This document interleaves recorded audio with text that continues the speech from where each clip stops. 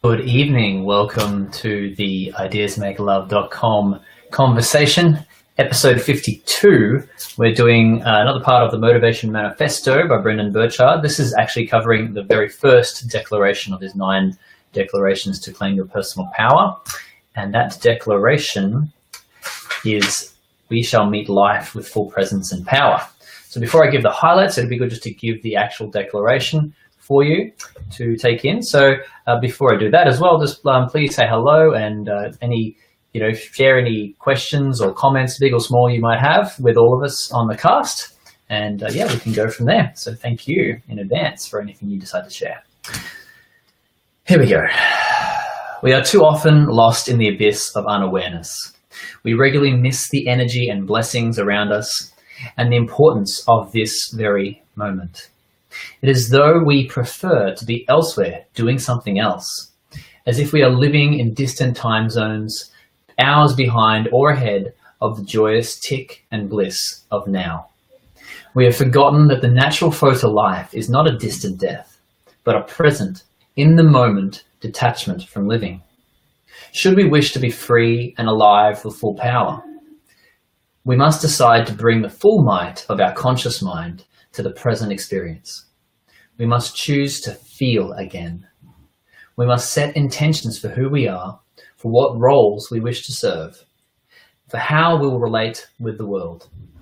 Without a vibrant awareness, we cannot connect with others or ourselves, nor can we meet the demands of the hour with grace. For this, we now declare, we shall meet life with full presence and power. Cool. So, this is a good chapter. It was the very first one. I must admit, for the first little while, I had only read the declarations, which were all well and good, but actually diving into past the first chapters on fear and motivation, etc., actually into the declarations themselves, it really brought depth to what I was reading and some application as well to what I was reading. So, very grateful that I kept reading that book. And some of the points that came up is that all that we love of life can be accessed only now. So if we're in the past or if we're, constantly future visioning too much, then, anything that we actually want, whether it's people or, any activity is all actually accessible only in the present moment. So with enlightenment comes the realization that the natural flow to life is not a distant death, but a detachment from living. So I've always personally been, concerned with extending my life as much as possible. As part of my mission is chronological freedom, which is continual healthy life extension, but missing the actual moment itself and exactly what's actually happening. What's the point in all of it if we can't actually be present with what's happening, no matter whether it's painful or boring or great, actually being present with it. So he talks about those that live in the past, that they have a collection of, just drop that from now, hang on a sec. There we go. They're a collection of walking memories rather than a mission-driven human. They are now weak-willed and unambitious, wasting in a perpetual memory that prevents their life from progressing. It's kind of like zombies, right? They are now the angry person, the whining victim, the regretful philosopher. So you guys got anything to share around maybe people in your life that have been very much living in the past? I must admit, straight away comes to mind people that I've been in a relationship with that are completely living in their past of what the relationship was for them or other relationships were for them.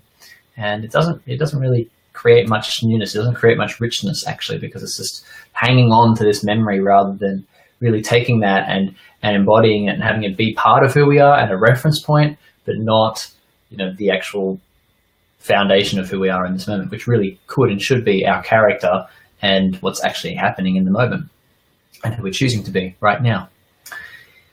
A better future can be imagined for segments of time, but it is only in this time that a better future can be built. So the same applies to people who are always dreaming and going, okay, I could do this, I could do that. All well and good, but how about we start funneling it down into what can be done right now? Perhaps, planning out what it is that you want to do. I future vision. I go, okay, this is what I'm doing. 12 months from now, I say, this is what my life is looking like. I write a letter that says, this is what my life is like right now. And that's a future visioning process. But I'll only reference that, 3 or 4 times in the year to sort of just check in and see where I'm at. And the rest of it is, okay, well, what can we do right now to forward ourselves to that, in that direction? And because the direction can change, right? The things that come up in our life can really shift and alter depending on what's happening and what we come across throughout the year. So it's easier to stop doing a hard task right in front of them than to disperse their attention onto multiple easier tasks. So this is one thing I'm very much guilty of. We've got Barute coming in. Come in, hello, say hi. Splitting ourselves across multiple really easy things to do rather than just going, okay, here's the frog, the thing I really don't want to do, the thing I'm avoiding doing, but I know I need to do, and eat the frog. Let's actually do that hard task rather than just distract ourselves with all the many different things that we could be doing. Come say hi. Everyone's waiting now. How many people? Everyone. Oh, wow. Whole 3 people. Okay. Oh, look at those 3 people. Oh, my gosh. Yes. Welcome, 3 people. I should actually, we should not discount these 3 people who've given us their attention and their love. So thank you.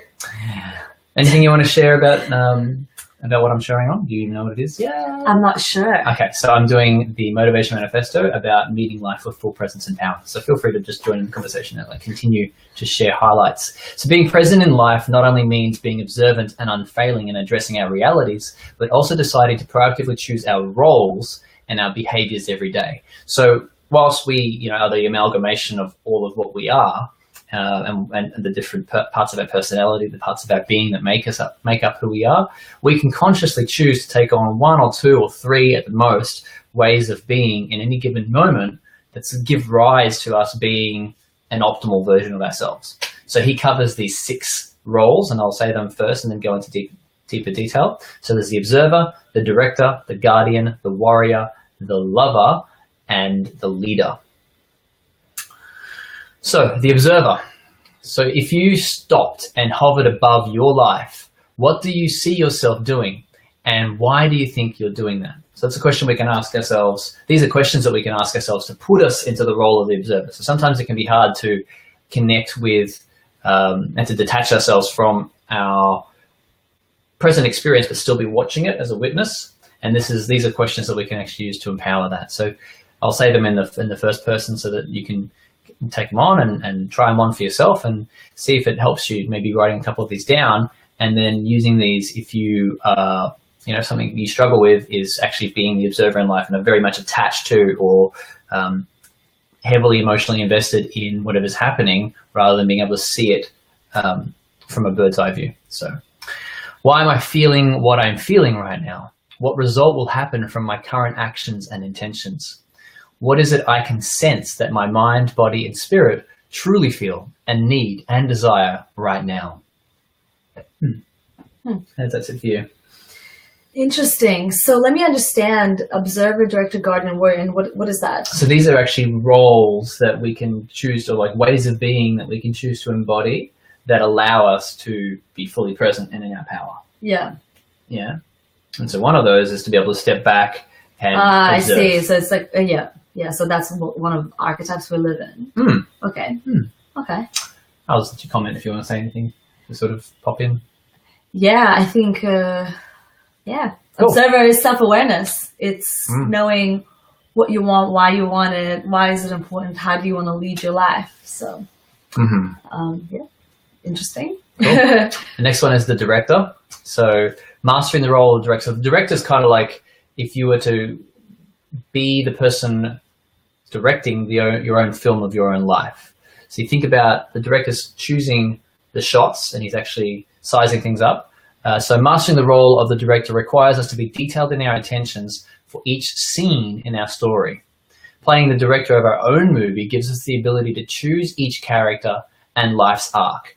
And I'll say a little bit more about that. It's like we're choosing essentially where the camera is going to be put and what's going to be put into that scene. So we can choose, obviously ourselves, we're always going to be in that scene, but we can choose what environment we're putting ourselves in. Where are we directing the camera? What other players are there in or actors are there in the story or the movie of our life?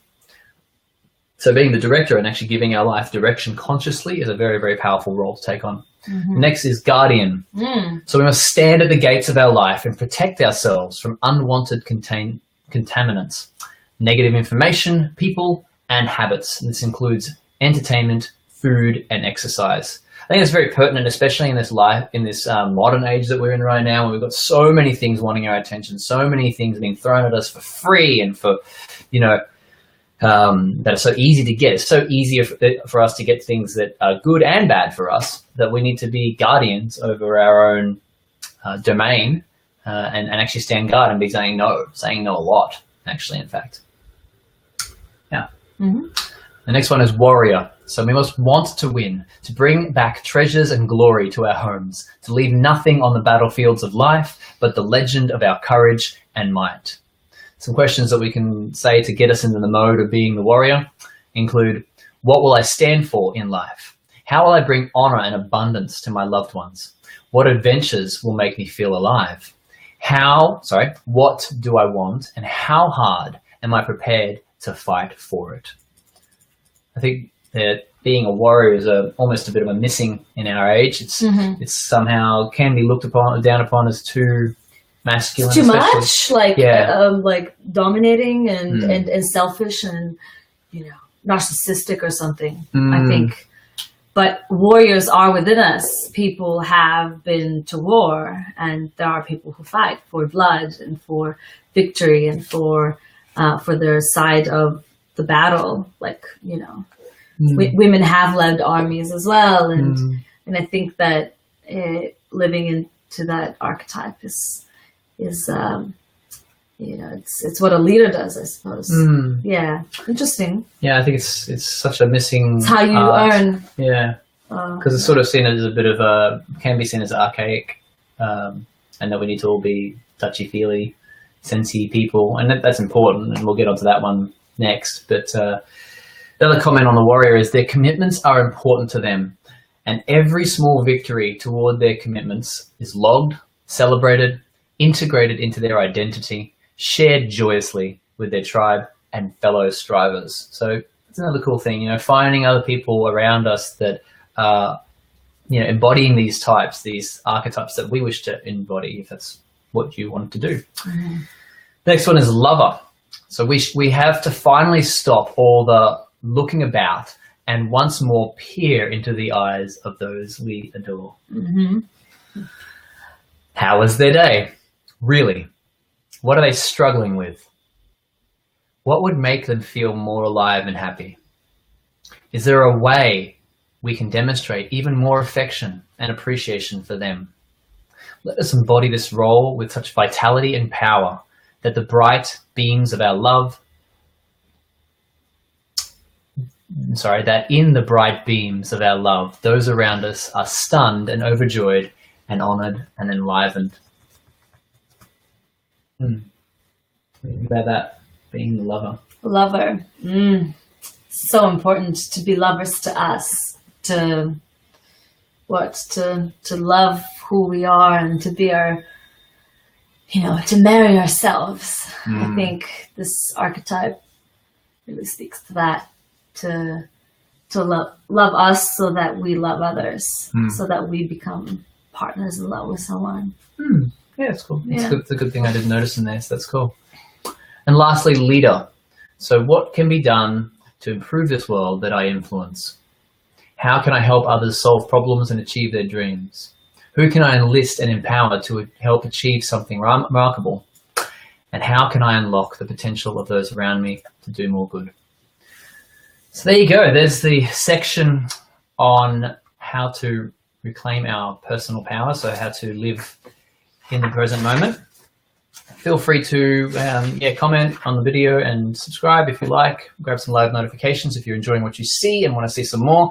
And please give us some questions as well if you would love to cover some other topics, then we're happy to do that. I'm just seeing a question come through now, so before we wind up, I'll answer that question. Thank you, Steve. A comment came through. Someone wise once told me the best way to change is to learn. That's a really cool point. I don't think I've heard that before. Best way to change is to learn. When we're in a sense of learning. We're already ready for the change. I think one of the biggest things in life is a lot of us aren't ready to change. We aren't ready to change. We aren't ready to change. And then something happens. And then you gotta change. And we're like, oh, okay, now I've got to change. Because our default mode is to, just be stubborn to who we are, who we think we are. Oh, I gotta be this person. My identity. That's who I really am. Yeah. That's this drama. I don't know. For me, that's my experience. Yeah, so that's it, huh? That's an awesome comment there, Steve. Thank you so much for contributing to the conversation, mate. And looking forward to getting any of your questions for future topics that we want to cover. You can ask me basically anything, as long as it's to do with freedom and we can somehow attach it to that concept, then I'll happily make a topic for that on a future live broadcast. Thank you so much, guys. Take care. Love your faces, and we'll see you later. Bye.